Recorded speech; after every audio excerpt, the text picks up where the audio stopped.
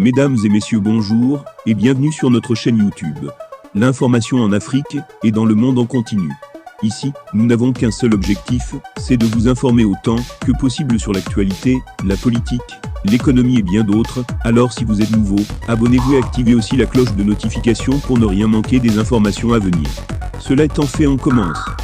Mauvaise nouvelle pour les hommes en tenue de Doumbouya. Après avoir constaté des magouilles dans le processus d'importation du riz destiné aux hommes en uniforme, le colonel Mamadi Doumbouya décide enfin de bloquer cette saignée financière et d'ajouter automatiquement les primes liées à cette indemnité sur les salaires des soldats.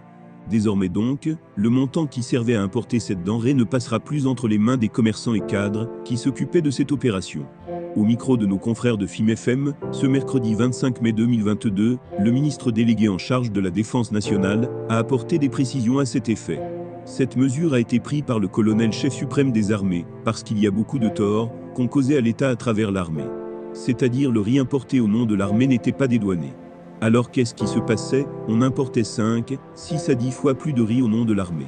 Une petite quantité partait à l'armée et cette autre partie non dédouanée était encore revendue par des commerçants sur le marché en complicité avec certaines personnes de l'administration, a-t-il précisé en premier lieu.